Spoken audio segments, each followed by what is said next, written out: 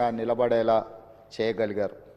2004 మరియు 2014 మధ్య భారత ప్రధానమంత్రిగా ఉన్న మన్మోహన్ సింగ్ గారు తన పదవీ కాలంలో ఎన్నో చారిత్రాత్మకమైన సామాజిక కార్యక్రమాలకు శ్రీకారం చుట్టారు.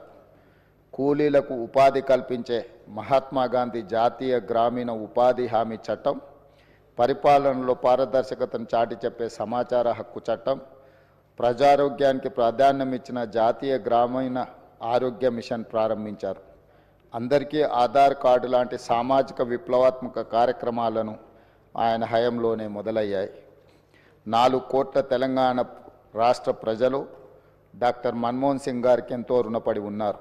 ఆయన ప్రధానమంత్రిగా ఉన్నప్పుడే తెలంగాణ రాష్ట్ర ఏర్పాటుకు మార్గం సుగమమైంది. 2014లో ఆంధ్రప్రదేశ్ రాష్ట్ర పునర్వ్యవస్థీకరణ చట్టాన్ని పార్లమెంట్ ఆమోదించింది. ఎన్నో ఏండ్ల పోరాటం ఫలించి తెలంగాణ రాష్ట్రం ఏర్పడింది. మన్మోహన్ సింగ్ గారు మన దేశానికి, ముఖ్యంగా తెలంగాణకు చేసిన సేవలకు ఈ సభ అపారమైన కృతజ్ఞతలను తెలియజేస్తుంది. ఆర్థిక రంగంలో దేశానికి ఆయన మార్గదర్శి, భవిష్యత్ తరాలకు ఆదర్శప్రాయమైన నాయకుడు డాక్టర్ మన్మోహన్ సింగ్ గారు. ఆధునిక భారతదేశాన్ని ప్రపంచ స్థాయిలో మేటి దేశంగా నిలబెట్టేందుకు ఆయన చూపిన దార్శనికత, ఆయన చేసిన కృషిని అందరూ గుర్తుంచుకోవాలి, భావితరాలు స్మరించుకోవాలి. భారత మాజీ ప్రధాని డాక్టర్ మన్మోహన్ సింగ్ గారికి అత్యున్నత పురస్కారం భారత రత్నను ప్రదానం చేయాలని కేంద్ర ప్రభుత్వాన్ని కోరుతూ ఈ సభ తీర్మానం చేస్తుంది. అధ్యక్ష, డాక్టర్ మన్మోహన్ సింగ్ గారి గురించి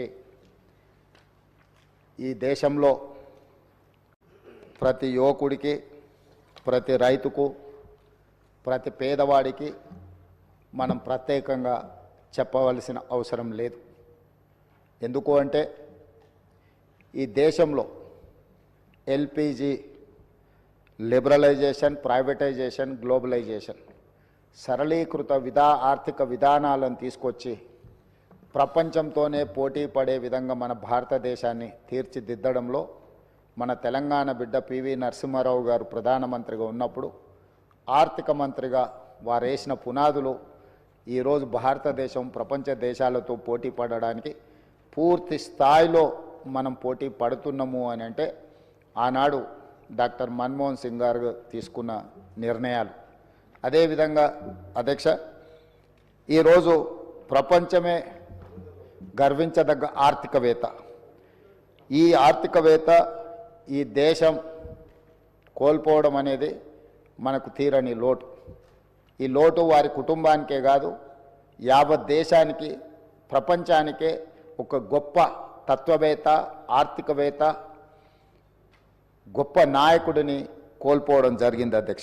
అధ్యక్ష, నీతి నిజాయితీకి నిబద్ధత అని ఒకవేళ ఎవరినైనా ఉదాహరించాల్సి వస్తే, రోల్ మోడల్గా ఎవరినైనా మనం తీసుకోవాల్సి వస్తే ఈ తరంలో డాక్టర్ మన్మోహన్ సింగ్ గారితో పోటీ పడే వాళ్ళే లేరు అని చెప్పి ఈ సభ ద్వారా నేను తెలియజేయదలుచుకున్నాను.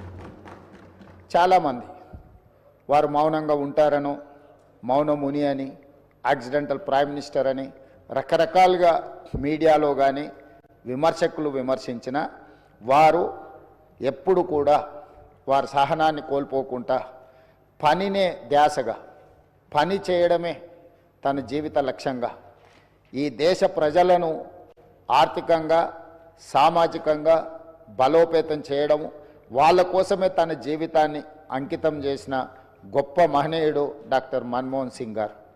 విమర్శలను సైతం వారు విమర్శించలేని పరిస్థితులు కల్పించి వారు ఒక గొప్ప నాయకుడిగా వారు రాణించారు. ఈ తరం ఎవరినైనా ఆర్థిక విషయాలలో కానీ, రాజకీయపరమైన అంశాలలో కానీ ఎవరినైనా ఆదర్శంగా తీసుకోవాలి అని అంటే మొదటి స్థానంలో ముందు వరుసలో ఉండేది డాక్టర్ మన్మోహన్ సింగ్ గారు. అధ్యక్ష, అదేవిధంగా వారి నిరాడంబరత, అంటే ఒక దేశ ప్రధానమంత్రిగా 10 సంవత్సరాలు పనిచేసిన వ్యక్తి ఎంత నిరాడంబరంగా, ఎందుకంటే పార్లమెంట్లో వారితో పాటు వారు రాజ్యసభలో ఉన్నప్పుడు, లోక్సభలో మేము ఉన్నాం. ఒక ధర్నా కార్యక్రమంలో నేను, పెద్దలు ఉత్తమ్ కుమార్ రెడ్డి గారు, కోమటిరెడ్డి వెంకటరెడ్డి గారు వారితో పాటు ధర్నా కార్యక్రమంలో కూర్చున్నాడు. వారు వచ్చి మా మధ్యలో మాతో పాటు కూర్చొని ఈ ప్రజాస్వామ్యాన్ని పరిరక్షించాలి, ప్రభుత్వాలు ఆధిపత్యం